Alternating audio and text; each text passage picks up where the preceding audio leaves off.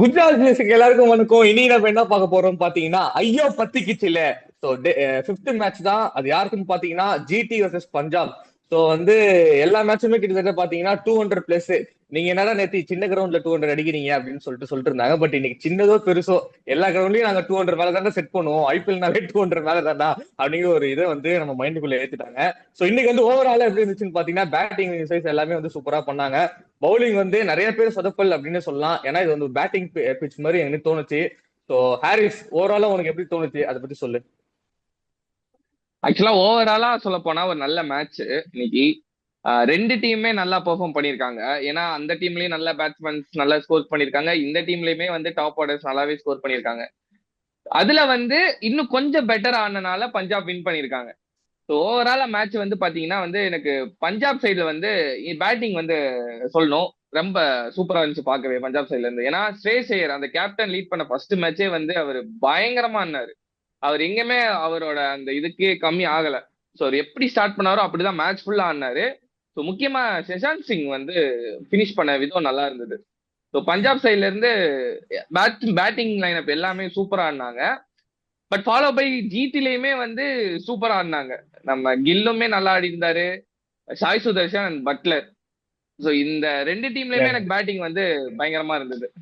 Overall எனக்கு எனக்கு என்ன பேட்டிங் ஒரே குறைனா எனக்கு எனக்கு என்ன ஒரே குறைனா 97 சரி ஒரு 3 ரன் அடிச்சிருக்கலாமே இல்ல இல்ல அப்படிங்கிற ஆக்சுவலா மாதிரிதான் தோணுச்சு. இல்ல அது அது வேண்டாம் அப்படிங்கறதுனாலதான் ஓகே நம்மளுக்கு 100 முக்கியம் இல்லை. ஏன்னா அவர் சாம்பியன்ஸ் ஆஃப்ல மென்ஷன் பண்ணிருப்பாரு, நான் டீமுக்காக ஆடுறேன், எனக்காக ஆடலன்னு. சோ பட் அதோட பட் ஒரு அதான் அது இதுதான். உண்மைதான்.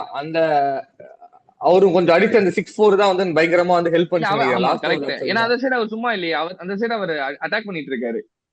செஷன் சிங் ஆஹ் ஒரு நல்ல அது ஒரு சூப்பரா இருந்தது பேட்டிங். ஒரு ஒரு நல்ல ஹை செல்ஃப்லெஸ் கேம் ஸ்கோரிங் இல்லாம மேட்ச். டீமுக்காக சூப்பரா பண்ணதுல ஒரு ஹேட்ஸ் ஆஃப்னே சொல்லலாம். கண்டினியூ. பட் எனக்கு என்ன வருத்தம்னா ஹை ஸ்கோரிங் கேம்ல பவுலர் செம்மையா அடி வாங்குறாங்க. பயங்கரமா அடி வாங்குறாங்க, ரெண்டு டீம்லயும் அடி வாங்குறாங்க. அதுல பிக் பண்ணி எடுத்தா ஷாய் கிஷோர் பெஸ்டா போட்டிருக்காரு ஜிடில. சோ அதுதான் என்னோட இது. ஓவரால் மேட்ச் ரிவ்யூ இப்படிதான் நான் பார்த்தேன் மேட்ச்.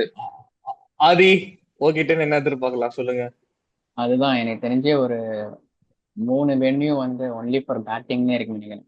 சின்னசாமி, ஹைதராபாடு, அப்புறம் இது கண்டிப்பா அகமதாபாத். 2 வருஷமா அப்படிதான் இருக்கு. இது வேணா டெல்லி வேணா சொல்லலாம். பட் இந்த 3 கண்டிப்பா பேட்டிங் பிட்ச் தான். ஸோ யார் நல்லா பேட்டிங் ஆடுறவங்க வின் பண்ணலாம்.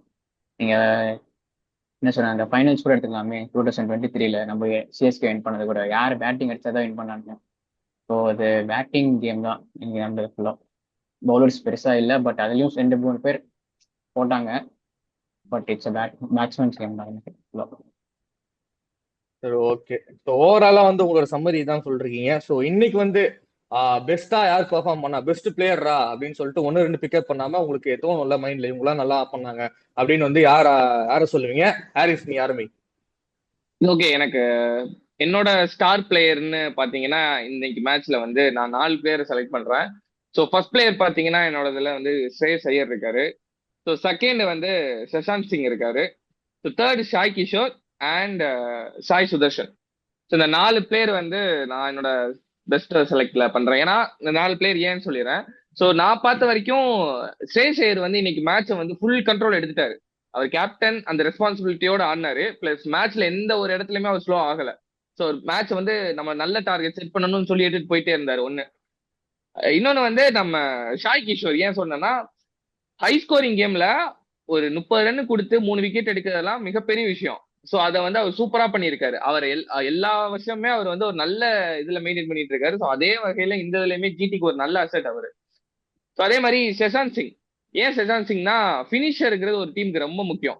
அந்த ரோலை சூப்பரா பண்ணி கொடுத்துருக்காரு. ஏன்னா அவங்க 200 அப்படின்னு போயிட்டு இருக்கும் போது அவங்க 220 போனது செஷாந்த் சிங் தான் நல்லா பினிஷ் பண்ணி கொடுத்துட்டாரு. இன்னொன்று சாய் சுதர்ஷன். இவங்க 220 அடிச்சிட்டாங்க, நம்மளால அடிக்க முடியும் அப்படின்றது ஓப்பனிங் அது நல்லா ஆனனாலதான் அவங்க இவ்வளவு பக்கத்துல வந்தாங்க.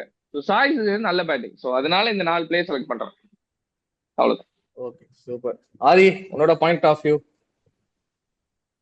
எனக்கு தெரிஞ்சு அதான் ஸ்ரேயஸ் ஐயர் தான் நல்லா விளையாண்டு காட்டுவாங்க. ஏன்னு சொல்றேன்னா, நீங்க ஜிடி நல்லா தான் விளையாண்டாங்க. பட் பாத்தீங்கன்னு வச்சுங்களேன், பஞ்சாப் ஸ்டார்டிங்ல சூப்பராலாம் விளையாடல.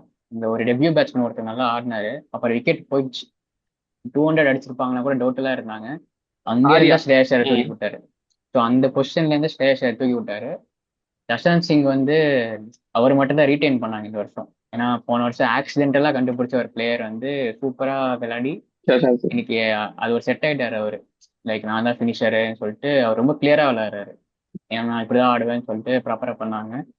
மற்றபடி ஐ திங்க் சாய் கிஷோர் கொஞ்சம் நல்லா தான் விளையாண்டாரு. அந்த ஸ்பின்னர் ஏன்னா ரஷீத் கானுக்கு சப்போர்ட்டிங்கா அவர் ஒருத்தர் இருக்காரு, பக்கவா செட் ஆயிட்டாரு அந்த டீமுக்கு. ஸோ மற்றபடி ஜிடியில் எனக்கு தெரிஞ்சு பட்லர் இன்னும் கொஞ்சம் நல்லா விளையாண்டுருப்பான்னு நினைக்கிறேன். பட் அகைன் அந்த பேட்ஸ்மேன் ஒரு ரெண்டு ரெண்டு பேட்ஸ்மேன் எக்ஸ்ட்ரா இருந்தால் இன்னும் கொஞ்சம் ஃப்ரீயா அடிச்சிருப்பாரு நினைக்கிறேன். ஆக்சுவலி பட்லர் வின் பண்ணி கொடுத்துருப்பாரு எனக்கு தெரிஞ்சு. ஒரு ரெண்டு பேட்ஸ்மேன் மட்டும் எக்ஸ்ட்ராவா இருந்தா இன்னும் கொஞ்சம் ஃப்ரீயா அடிச்சிருப்பாருன்னு தோணுச்சு. மற்றபடி கில்லு கூட ஓகே டீசெண்டாக ஆடினாரு. சுதர்சன் இதெல்லாம் நல்லா தான் ஆடினாங்க. பட் ஸ்ரேயஸ் ஐயர் தான் எனக்கு தெரிஞ்சு பெஸ்ட் இன்னைக்கு. அது போக செகண்ட் ஓகே சஞ்சய், ஓகே, உனக்கு? நான் சொல்ல வேண்டிய பாயிண்ட்ஸ் வந்து நீங்க 2 பேருமே சொல்லிட்டீங்க. சோ இதுக்கு மேல சொல்றதுக்கு ஒண்ணுமே இல்லை எனக்கு.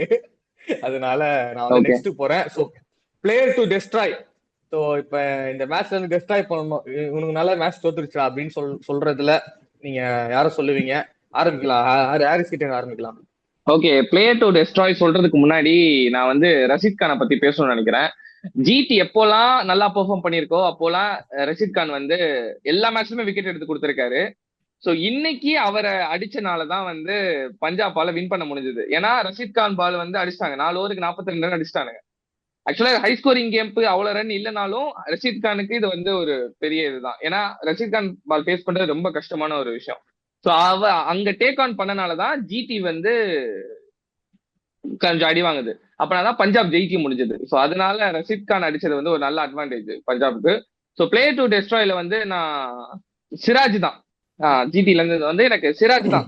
ஏன்னா அவர் வந்து சாவடி வாங்கினாரு இன்னைக்கு. 4 ஓவர் போட்டாரு, விக்கெட்லெஸ்ல தான் போய் முடிஞ்சாரு. ஆஃப் செஞ்சுரி கொடுத்துட்டாரு மச்சி, பவுலிங்ல ஆஃப் செஞ்சுரி. ஆக்சுவலா அவர் வந்து அவர் ஸ்டாண்டர்டுக்கு இதெல்லாம் வந்து நல்லாவே அடி வாங்கிட்டாரு. அவர் வந்து ஒன்றை மெயின்டைன் பண்ணி நல்லாவே போடுற பவுலர் தான்.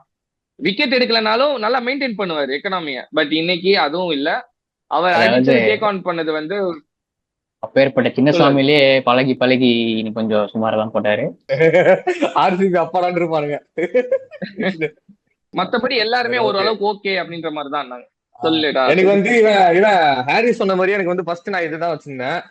ரஷீத் கான் அந்த ஓவர் பொழந்தக்கு அப்புறமே நினைச்சிட்டேன், ஓகே இவர் தான் வந்து விக்கெட் எடுக்கணும், டாட்ஸ்ல இவர் தான் பயங்கரமா வைப்பாருன்னு நினைச்சிட்டு நான் நினைச்சேன். பட் அங்க உல்டா வந்து சாய் கிஷோர் வந்து அந்த வேலையை பண்ணாருன்னு நினைக்கிறேன் சூப்பரா. சோ அது நல்லா இருந்துச்சு. 2 விக்கெட் எடுத்தாலுமே லாஸ்ட் 2 ஓவர் தான் பறக்க விட்டாரு தவிர ஃபர்ஸ்ட் 2 ஓவர் செம கவுண்டர்லாம் இருந்துச்சு. அண்ட் விக்கெட் டேக்கிங் சூப்பரா பண்ணாரு. அண்ட் சொன்ன மாதிரியே சிராஜ் ஆஃப் செஞ்சுரி. ஒரு பவுலருக்கு வந்து ஒரு ஆஃப் செஞ்சுரி, நீ ஒரு பியூர் பவுலரா இருக்கும் போது அந்த ஆஃப் செஞ்சுரியை வந்து நீ கொடுக்க கூடாது பவுலிங்ல. ஸோ அதுவே வந்து ஒரு பெரிய டிசப்பாயின்மெண்ட் தான். அண்ட் இங்க வந்து நான் என்ன சொல்ல போறேன்னா, ஜிடி பேட்டிங்ல வந்து எனக்கு ருத்தர்ஃபோர்ட் வந்து தோணுச்சு. என்னதான் வந்து அவரு ஒரு ஒரு கேம் வந்து ஒரு குறிப்பிட்ட லெவல் கொண்டு போனாலுமே ஒரு 2 ஓவர் வந்து அந்த வைசாக்குங்கிற ஓவர் வந்து டாட் பண்ணாரு. அவர் ஒரே தான் போட்டாரு. மீன்ஸ் பால் பிச் கூட ஆகல, எல்லாமே ஃபுல் டாஸ்ல வருது, ஆஃப்ல நவுந்து போய் ட்ரை பண்ணாரு. பட் ஆனா அடிக்க முடியல, என்னன்னு தெரியல. பட் அதே பால் தான் வந்து லாஸ்டா வந்து தெவட்டி ஆனாரு, அதை கொஞ்சம் கனெக்ட் பண்ணி 6ல விட்டாரு. சோ அந்த மாதிரி வந்து உன்னால அடிக்க முடியல அப்படிங்கிற பட்சத்துல நீ சுத்தாம அட்லீஸ்ட் அந்த பேட் அப்படி வச்சு சிங்கிள் ரொட்டேட் பண்ணிருக்கலாம், பட்லருக்காச்சும் ஸ்ட்ரைக் கொடுத்துருக்கலாம்ங்கிற மாதிரி தோணுச்சு. ஏன்னா மேட்ச் லாஸ் ஆன விதமே அந்த 2 ஓவர் தான். அது வரைக்கும் சூப்பர் பீக்ல போயிட்டு இருந்தது. அந்த 2 ஓவர்னாலதான் மேட்ச் அப்படியே படுக்க போட்டு டிஃப்ரெண்டா போச்சுங்கிற மாதிரி எனக்கு தோணுச்சு. சோ அதனால நான் அவரை சொல்றேன். ஏன்னா பின்னாடி வந்து லைன் அப் நிறைய இருக்கு. ஷாருக் கானும் அடிப்பாரு, தெவட்டியாவும் சுத்துற ஆளு. ஸோ அது கீழே ரஷீத் கான் கூட சுத்துற ஆள் தான்.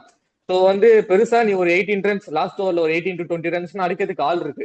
நீ அந்த டைம்ல வந்து ரிஸ்க் எடுக்கிறது தப்பே கிடையாது, நான் சொல்ல வந்தேன்.